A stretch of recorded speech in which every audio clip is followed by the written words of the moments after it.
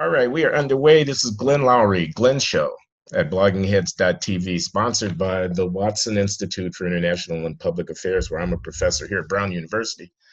And I am with Peter Moskos of the John Jay College of Criminal Justice in New York City, where Peter is an associate professor in the Department of Law, Police Science, and Criminal Justice Administration. I didn't actually know that official department name until just now. It's a But mouthful, isn't it? But it's the flagship of John Jay College of Criminal Justice. Peter is, if you don't know, and you And should. I just have to, if I can plug it right now, we're hiring. If you, there's a job posting up, one for assistant professor, tenure track, 2 lecture positions. Go to the CUNY website to find it, CUNY, and apply. It's open till the end of the year for starting in the fall of next year. Okay, now are you telling me that applicants for assistant professor positions in the John Jay College are so scarce that you need to advertise for them on this venue? I don't know. I want a broad and diverse pool, Glenn, and it all helps. You know, people. How else Peter are must people be going to hear chairman about of the hiring committee or something, you guys. Are you? it? Yes, I am. Okay, well, we are here, and Peter is a PhD in sociology, Harvard, if I'm not mistaken, a Princeton undergraduate, Ivy League credentials, and a former cop. Did you not serve for some time as a police officer on the beat in Baltimore, Maryland? I did indeed. It was a very brief time, 20 months in total. I got civil service protection and quit, but it was all part of my graduate school research. So I went there for about 2 years and got a PhD and wrote a book about it. So that's Pretty what good book, a book called Cop in the Hood, where Peter is reflecting using both the benefit of his academic training, but also his experience on the ground with police in Baltimore to have some smart things to say about urban policing in contemporary America. And on December 6th, had I stayed there, that would be 20 years. Wow, it's been that long. Time flies. Time flies when you're teaching classes, Glenn. Okay. Yeah, I've been doing this since 1976, so quite a bit of time has flown. But in any case, what are we talking about? We're talking about policing in contemporary America, I guess. We're talking about, I want to talk to you. You're right there in New York City. Former Mayor Michael Bloomberg has given very strong indications that he's starting thinking about on the verge of launching a presidential campaign, a Democratic Party for the nomination. And what would appear to be a part of his preparatory activity was a speech that he gave at a African-American church in Brooklyn recently, in which he discussed stop and frisk. In fact, not only did he discuss it, he apologized. He said he was sorry. He said he got something important very badly wrong with his stop and frisk policy. And I'm just interested in what a smart observer of New York City policing and more generally of the sort of urban order maintenance problem in contemporary America thinks about that. Well, the short answer is I think he does have something to apologize for. The long answer is, of course, more nuanced, because what happened in New York with stop, question, and frisk is not, as many people interpret it, is not a knock against police actually legally stopping people. Those are 2 separate issues. Stop and question and frisk in New York was different than what happened in Chicago in 2016 when police basically stopped stopping people. It was different than happened in Baltimore in 2015 when the same thing happened. What happened in New York was somewhat unique. And Bloomberg gave Kelly, the police commissioner, free rein. He, do what you need to do. He did not get actively. Bloomberg did not get actively involved in police matters. At some point in New York City, and that point was roughly, let's say 2010. Though it goes before and after that a few years. The CompStat tail started wagging the NY police dog, and they started counting stops. Ironically, in the law of watch what you wish for, because the NYCOU demanded that they keep accurate count of these stops. So once they said we are going to count these stops, we're going to use it as a measure to judge police officer productivity. And that's when the wheels came off the cart. So basically stops What year became, was that? Excuse me, Peter. When was um, that? I don't know, but let's say around, the numbers really started going up around 2004, 2005. Um, and they skyrocketed. And the question wasn't why are we stopping someone? It just became about numbers. It became a quota game. All stops are good. More stops are better. Stops that didn't happen were being made up. If you did a car stop, you might fill out a stop form. I mean, you could, the forms were just getting filled out because they were seen as good by the police department. I had students come to my class and say, they were stopped on the way to school and were asking, well, why don't they stop the drug dealers who are actually hanging out in the lobby of the public housing houses where I live? And I said, I don't know, why aren't they? And they said, well, because I'm an easier target, because I'm not going to resist. I'm an easy stop, and they're afraid of the drug dealers. I don't know if they were afraid of them, but it became just a question of producing these numbers. I can tell you this, and I've said this before at Blogging Heads, although it's been years ago. I visited as a scholar at Columbia University 2010-2011 academic year and lived on Malcolm X Boulevard in Harlem at 113th Street and was stopped riding my bicycle from the front door of my apartment to the curb at the end of the block where I was intending to get onto the street and go up the hill to Morningside Heights. I was stopped and, forced to produce identification and given a citation for riding my bicycle on the sidewalk. And, I don't think I looked like a very menacing force out there at that time. For what it's worth, yeah. I was stopped also on my bicycle on the sidewalk. Oh, no kidding. How about that? Yeah. But hold on, let me get this. I was able to talk my way out of it, though. You're saying there was an irony of unintended consequences in that liberal critics of the Stop, Question, and Frisk program had demanded accountability in terms of record keeping of stops, and that what that got changed into was a management device where police productivity was being measured by numbers available, including the numbers of stops. And then so a de facto quota of police officers being incentivized to engage in stops. And these stops were not productive in terms of, inhibiting law breaking and increasing public safety. In hindsight, we can say they weren't. At the time, if you ask cops, they would have said each one of those 700,000 stops at the peak year was absolutely essential to prevent the city from turning into, an 80s escape from New York disaster zone. We know that's not true in hindsight. We also, during the period when stops went up and peaked, crime wasn't going down in New York. So this is 2020 hindsight. But once the stops were drastically cut back, murders dropped as well. Hold on. Murders were not declining as stops were going up, but started to decline as stops went down. There was, of course, a period of massive crime decline in the 90s. And then there was sort of a latency period between 2004, 2010. And I don't have these stats right in front of me, though I could get them. So I could be off by a couple of years in these details, but there was a leveling out of murder. And I primarily look at murders and shootings because I trust those data for reliability reasons. Yeah. And then when the lawsuit came about and when de Blasio, 2013, 2014, 2015, there was another, I think, 1/3 drop, maybe 1/4, let's compromise, say 30% drop in murders in a 2-year period. And nobody took credit for it. It was sort of a secret drop. The cops didn't want to take credit for it because they said the city was going to go to hell. I don't know. No one seemed to understand why. I mean, even that was a mystery to me. I can ramble on and explain the 90s crime drop, that little drop, but it was a significant drop that brought murders below 300 in New York City. That was an odd one. So we know these things in hindsight, but here's the thing I want to emphasize is that the stops that cops were doing because they felt pressured to make stops were not productive, whether legal or not. And many were legal and many were not legal. And that's based on a reasonable suspicion standard. They were stopping people to get numbers.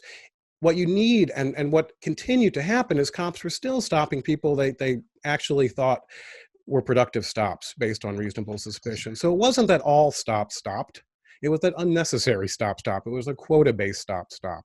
And that's why the city didn't go to hell, because you did not see the depolicing here that you saw in cities like Chicago and Baltimore. It was just this, 700,000 stops down to, were cut down by 90% or something. So in that sense, yeah, Bloomberg does have something to apologize for, because he let that happen, and we know in hindsight, I think at the time he thought it was needed and it was productive. We know now it wasn't, and many people then said it wasn't. So you got to give them credit to the opponents of stop, question, and frisk. But it's not like cops here just sit in their cars all day anymore, though. Other factors that we can get into, recent events, I think, are more worrisome in some ways. But so Bloomberg was right to apologize, but he's not, he should not back down entirely from his record. He was a very good mayor in terms of public safety. And he deserves credit for that. He didn't start that, and he didn't necessarily finish it, but, he was. So I have remarked this publicly, and I'm not sure I know what I'm talking about when I say it. My narrative is, in the 1990s, at the peak of this thing, there were over 2,000 people a year getting killed in New York City. And at the bottom of this decline, it was under 400 a year. That seems like an extraordinary transformation of the ecology or the climate of interpersonal violence in a city.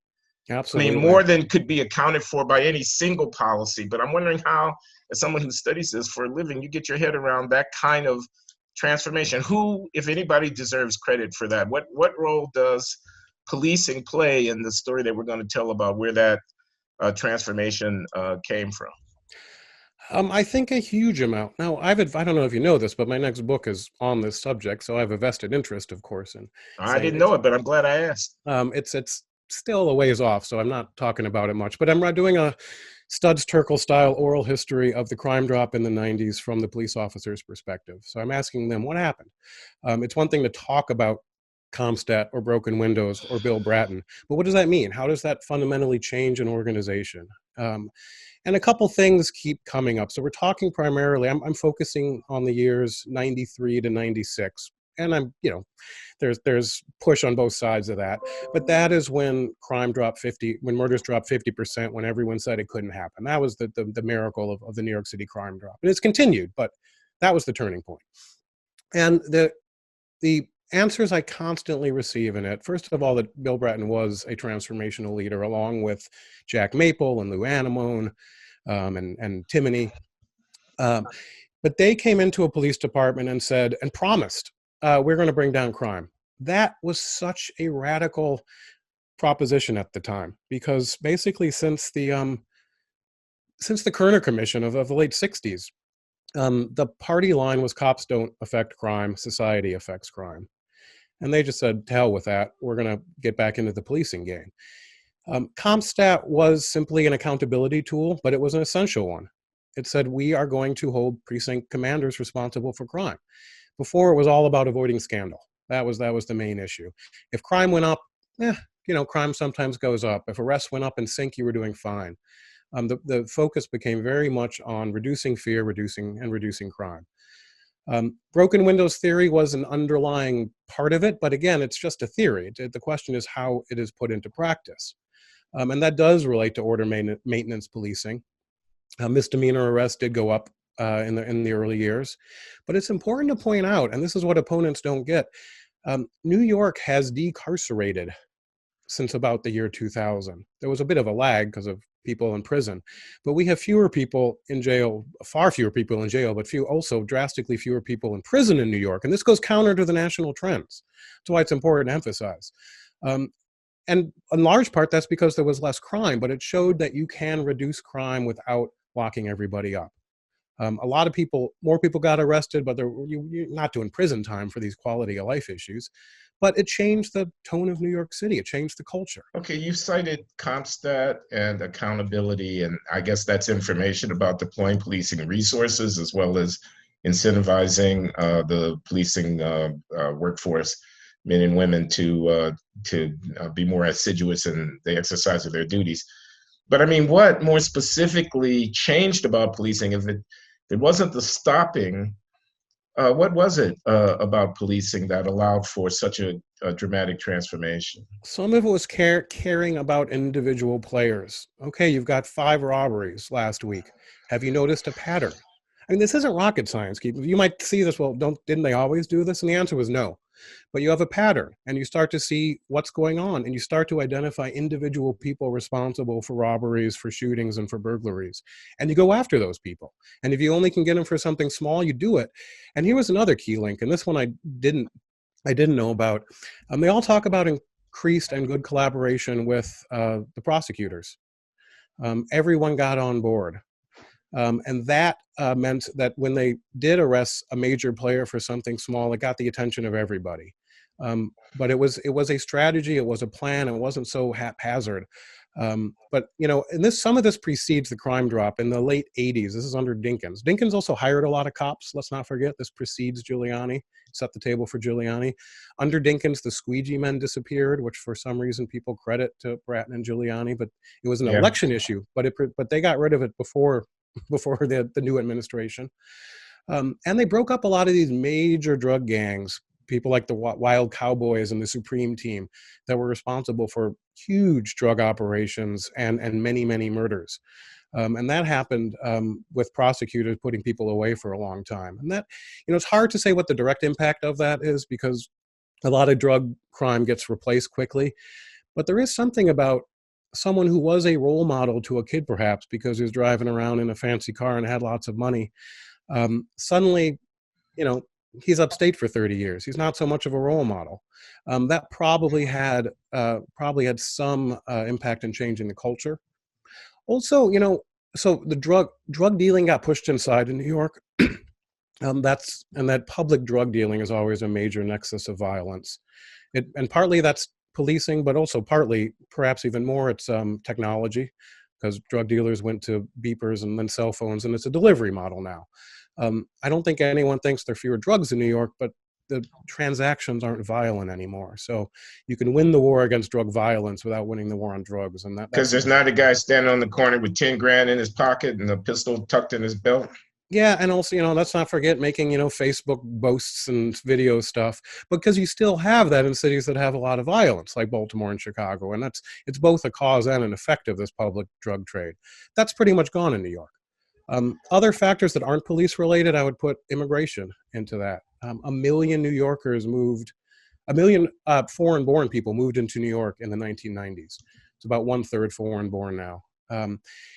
Immigrants have lower levels of violence. That undoubtedly contributed to the violence reduction. There's one thing. Yeah, go ahead, please. One more culturally. You had a large influx of Black immigrants from the Caribbean and, to a lesser extent, from Africa, and that is somewhat unique to New York City. I don't know why in this country we don't tend to look at ethnicity beyond race. Race trumps everything.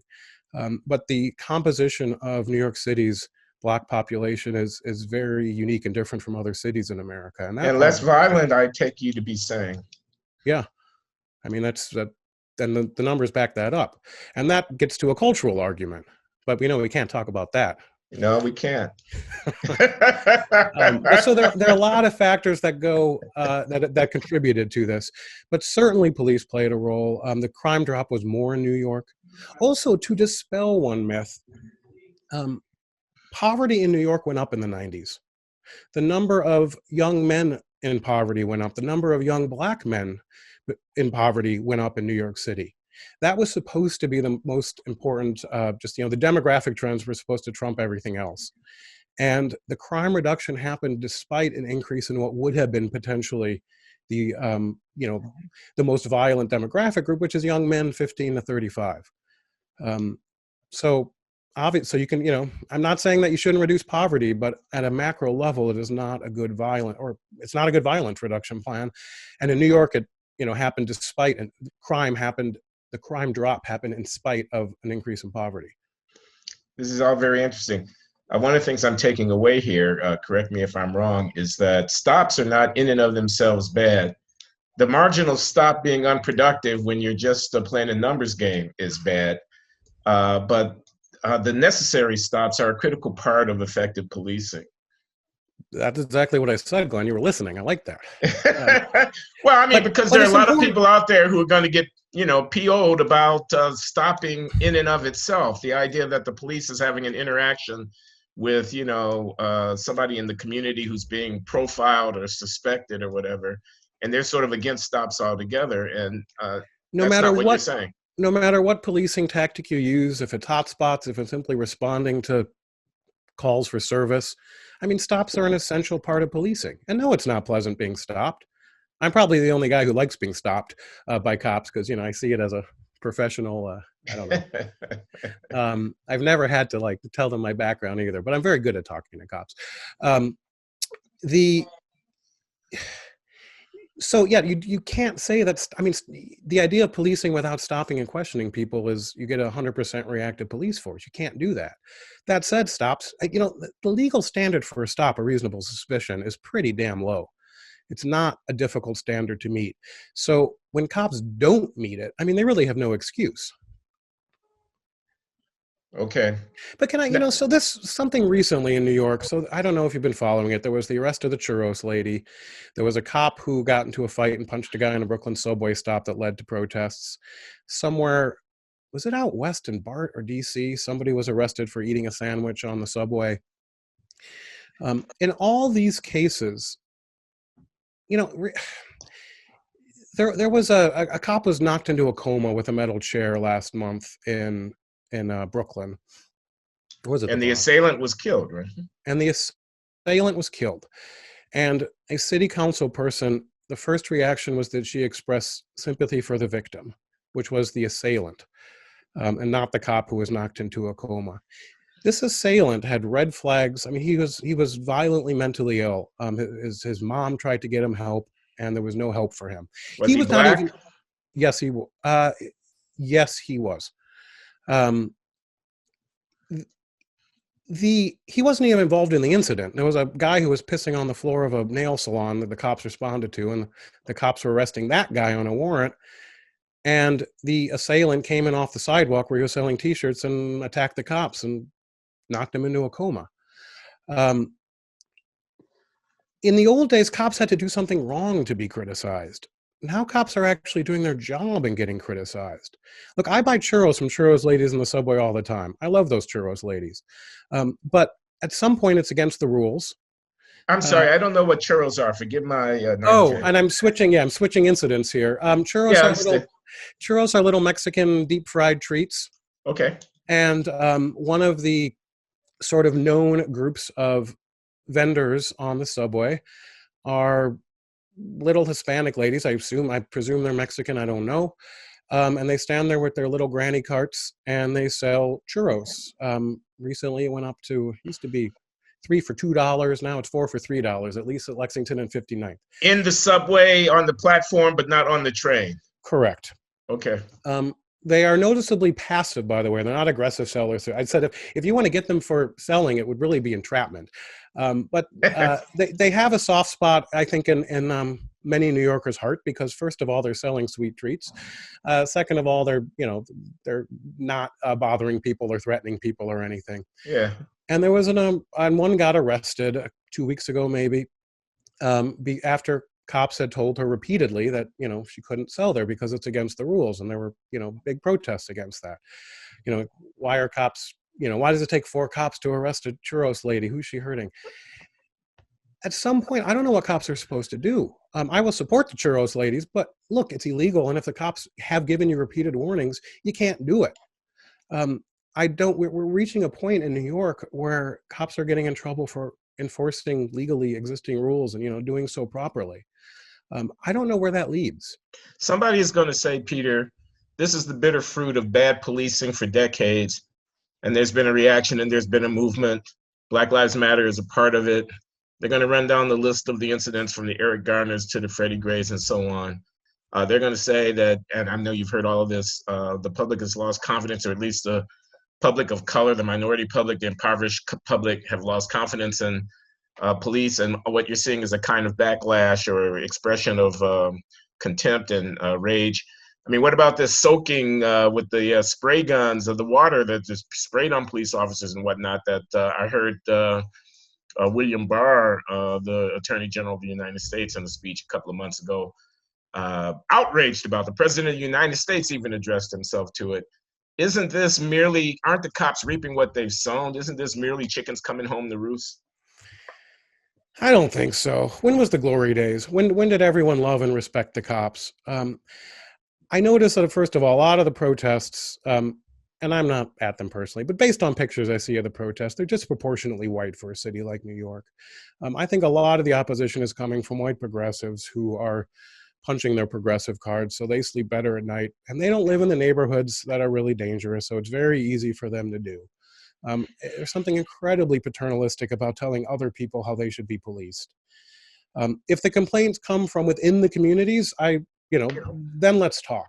But despite sort of a loud anti-policing crowd, African Americans respect police, not as much as whites, not as often as whites do, but still the numbers of basic polling data. Do you respect your police? It's always favorable. There is a loud vocal minority, but I don't think that reflects the majority of people who are, getting up and having to deal with quality of life issues and are busy working 2 jobs and trying to raise kids. So they're not going to these protests. But I mean, with the water bucket throwing, so to tell your viewers, so there was a trend last summer, almost a fad, of people going up to cops in a car or while they're arresting someone and dumping buckets of water on them. And the cops reacting without passively to that, just taking it. And a lot of people applauded that. And look, I never want cops to take the bait, but you can't do that to cops. There is a question of authority and how close you can get and what you could be throwing. That person has to be grabbed and arrested, and they're not really going to prosecute much for that. But anyway, but it's not acceptable. Cops are trying to do their job, and you've just taken, and it's in. And I don't want to imply direct cause and effect, but I'm saying there's a similarity between dumping water buckets and this guy bashing a cop with a metal chair. Was he inspired by the idea that this is what you're supposed to do with cops being arrested? I don't know. The guy had some, serious problems beyond that. But what led him to think that intervening in a lawful arrest was the right response? Now you can say, oh, it's years of police oppression, but look, this guy had attacked his he had attacked many people, including his family members. So if you want to blame cops, history of racist policing for all of that, go ahead. At some point, it's a weak argument. But we're so polarized now. I'm wondering. Now here you are saying you can't do that to a cop. You're undermining authority. You're impeding the prosecution of the public business, and so on. And yet, a lot of people think they can do it to cops. And what I'm not hearing is many people speaking against that who are not already, in some sense, disqualified because they're on the right of the political spectrum. I mean, I am hearing Attorney General William Barr speaking against it. And I'm hearing comments out of the president's tweeting activity against it. But what I'm not hearing are candidates for president in the Democratic Party. For the Democratic nomination for president, saying it when you might think that would be a way of getting a real purchase on this kind of moderate center position in the political jousting that's going on. And one of them might, though, to pull out. I mean, so it would be the 2020 version of a Sister Souljah moment, perhaps. Right. But the idea that all the Democratic candidates are sort of lining up on one side is, they don't have skin in that game. I mean, they got skin in their own game, but it's very easy to just sort of say cops are always wrong. And that's kind of what's going on to a large part, at least on the political left. I don't know where the end game is for that. The end game might be if crime goes up again, and then it happens in their neighborhood, and suddenly they demand aggressive and even potentially illegal police action to do something about those people. I mean, you might see that again. Look, when Giuliani came on in the early 90s as mayor, when he was only slightly crazy and more covertly racist than he is now, but when he came on, he was responding to a certain city at a certain time, the city elected Giuliani as mayor. Like, imagine that happening in New York City. That's how different the time was. Yeah. And hopefully, we won't have to go back to 2,000 murders a year to get that. Yeah. Um, okay, you had mentioned depolicing.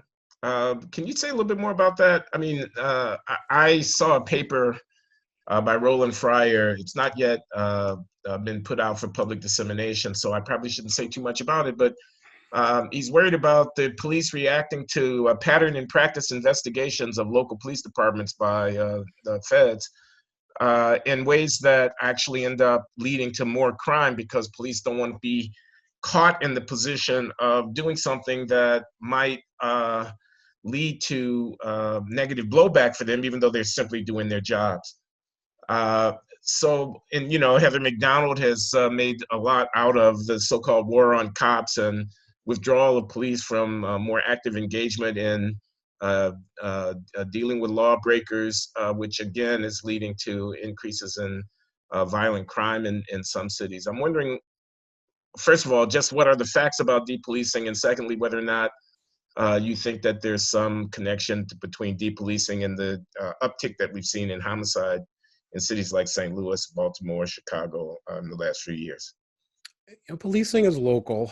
So let me start by saying that. So when I talk about depolicing, it's not a national trend. I mean, it could be a national trend. It's not inherently a national trend.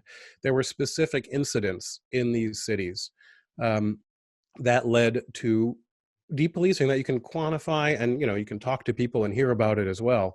But you just see a massive decrease in on-view incidents, which means the cop sees something and does something.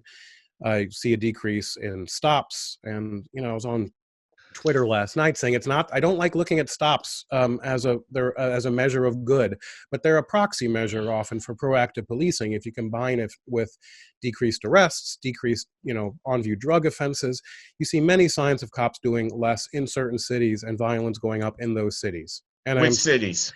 Chicago 2016, Baltimore 2015. There are others, St. Louis, though I don't look at I follow certain cities that I've lived in or worked in. Okay, so Baltimore, the incident is Freddie Gray. Chicago, the incident is Laquan McDonald. Am I It's related. Right? Laquan was part of that. It was also a quick sort of semi-correction. In Baltimore, it was Freddie Gray, but it was specifically Marilyn Mosby charging the cops involved in the incident who had legally cleared a drug corner. And she charged them with a variety of crimes and won 0 convictions because it was a somewhat absurd set of trials. But she told cops that if you legally clear a drug corner, I might charge you criminally. That had a huge impact on policing in Baltimore. I said, okay, if you don't want us to, we won't. That's fine. And they didn't. And violence went up immediately by 2/3. Let me put this sharply if I'm following you, and correct me if I'm not.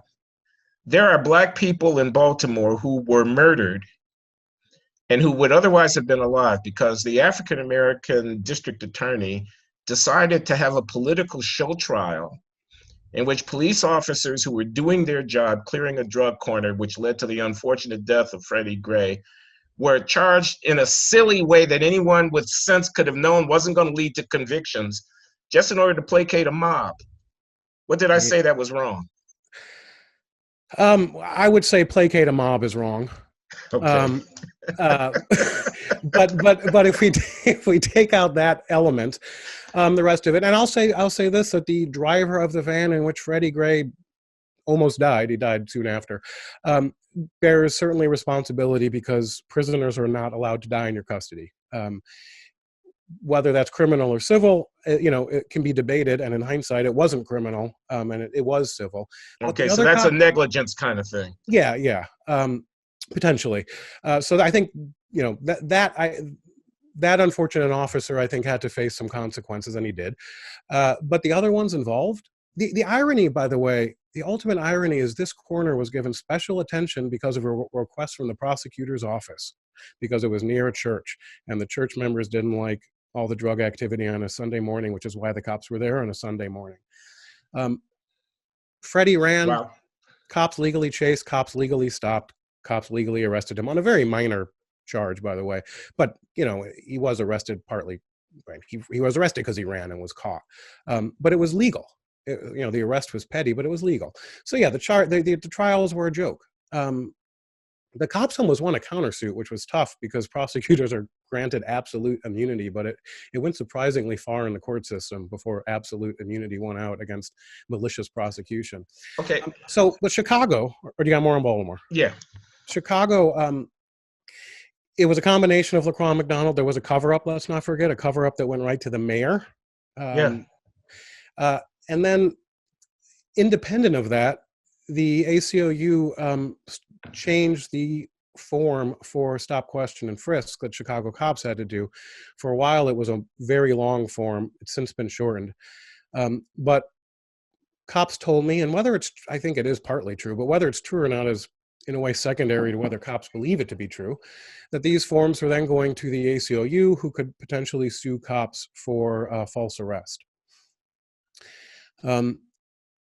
That is, and so stopped happening, both because of paperwork, because of low morale, and because of fear of getting sued if you didn't dot your I's and cross your T's. Let's also remember, when people analyze the legality of low-level arrests, it is based entirely on what the officer wrote. So officers who aren't smart enough to write the right thing, I hold them at fault. But there's also a case where officers simply leave out the information they're supposed to put in because they A, don't care, B, aren't smart enough to understand the legal standard that they should understand, and C, think it doesn't matter. So you can get situations where the actual arrest or the stop was legal, but because the officer didn't articulate it, it's therefore not legal. But there's some gray there even in that. Then, mind you, sometimes cops do just stop people without legal grounds. Okay, I'm not saying that doesn't happen. But in Chicago, cops stopped interacting with criminals. And, and murders double. Like, these increases are so dramatic and so quick. And then people are left sort of shrugging. And yet, we're never supposed to say we can't prove correlation equals causality. But it's also important to say just because something is correlated doesn't mean it's not causal. I mean, you've got a lot of evidence on one side. And then people who don't want to say police matter talk about, 3 rec centers closed here. I just read last week in the paper, someone said that crime went up in Baltimore in part because the subway wasn't expanded in 2015. I'm all for the red line in Baltimore, but that is not why violence increased in 2015. I'm struck by the irony of this, though. I mean, you have this movement, Black Lives Matter, and you have this agitation in the country about, justice for Freddie Gray and so on. And that you have on the one side, and that leads to a set of dynamics, political and legal, changing the environment in which police officers are operating, associated with depolicing and disengagement, with the consequence of higher victimization and loss of life amongst Black and brown people in low-income districts of the big cities.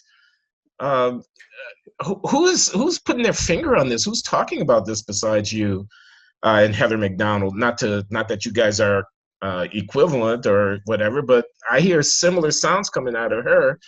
But I really don't hear very much pushback against the anti-police progressive sentiment.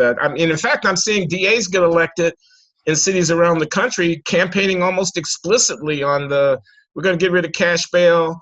We're going to stop bringing low-level criminal offenses. We're going to, empty the jails and so forth and so on. And I don't see a whole lot of pushback against that. People don't see the potential. And look, maybe they're right. I hope they are. We're, virtually ending cash bail in New York on January 1st, along with other huge changes. Most of those changes are good, by the way. There are some very much I worry about. Specifically things like robbery 2 and burglary 2, which means a sort of non-forceful street robbery. That person cannot be detained on bail. Someone caught in your house unarmed cannot be detained on bail. What if that person lives next door to you? And also New York, unlike other states that have successfully done a lot of this, New York has an odd provision which said judges are not allowed to use public safety as a determining factor to keep someone in jail on bail. That opens up a lot of problems. And I'm afraid that you're going to get more cases of this guy who attacked the cop, of Santos who killed 4 homeless people in Chinatown, people who were clear threats, people for whom family members tried to get help and no help is available because they didn't want to be committed, people who were bailed out by progressive organizations from Rikers and then killed people. Eventually, the public's not going to take that. And it's the backlash that scares me a bit. That said, a lot of the reforms are good. Many people don't have to be kept in jail. The discovery laws in New York had been a little extreme on the side of lack of discovery. But those are political choices. My problem is when district attorneys or prosecutors, call them what you, state's attorneys, is when they simply decide, because of the power that they have, and it's a lot, that we're not going to enforce the laws as they're written. They can set policy. The police department, to some extent, has to play along with them, or else they get our cases won't be prosecuted. And it's very easy to win these elections. That's where I got to give some credit to the political hardball of it. The prosecutor in Queens won the primary. I hope this number is right. It's off the top of my head. It was something like 40,000 votes. This is a borough in an election that was decided by 25 votes. This is the Democratic primary, mind you, but the Democratic primary is the real election. That's the election, yeah. So no one votes. This is a borough of 2.3 million people. This is an important job, the prosecutor. And at some point, the job of the prosecutor is a search for truth. At another point, you want someone who can actually prosecute. There's a nitty gritty, it's a large organization that has to get a job done. And so to elect people on ideology or theory that they're saying the right things about the criminal justice system, that's fine if you're the public advocate. It's not good if your job is to lead a large prosecution or a large prosecutor's office. These aren't joke jobs. I question whether they should even be elected because I don't think we're doing a good job at electing these very important positions. Of course, you could also in New York, the system is rigged to encourage low turnout because the idea was then the Democratic primary can pick the winners. It's a dirty system in many ways, but the answer, I don't think, is this wave of sort of anti-prosecution prosecutors. Okay. It's an adversarial system of justice. Defense attorneys have their side, and it's supposed to be adversarial if you get defense attorneys on both sides. But we'll see to some extent. Looking at a few cities like Philadelphia under Krasner, murders have gone up. Of course, there's no accountability though. I don't know. Someone else can explain to me my murders are up in Philly, but down next door in Camden. I don't know how much of that is the prosecutor's office. I think some of it is, though. Feels like a natural experiment to me. There's just a little river between those two places. Very easy to get from one to the other. Yeah. You can also look at New York City and Newark, New Jersey, they're natural experiments. Not so much with prosecution, but say with gun possession and gun violence. One of the many fascinating things about New York City, being an anomaly in almost everything, is by U.S. standards, a very low percentage of murders are committed with guns. I think it's in the 60-some percent, where nationally it's 80%. And in big cities, it's often higher. So not only do we have very few murders in New York City by American standards, but the murders that happen are not with guns. Without too much confidence, I would say that is because of a very strong prosecution of gun offenders. That's one that seems like should span the ideological boundaries between liberals and conservatives and progressives and the crazy right. Getting tough on gun offenders? To enforce existing gun laws. I don't know anyone who's against that in theory, but in practice, it often doesn't happen. Yeah. Okay, well, I think we're at the end of the time that I've allotted for this conversation, Peter. I want to thank you for giving us some of your insight and wisdom, and look forward to doing this again sometime in the near future. It's always a pleasure, Glenn. Okay, take care, my friend. Bye-bye.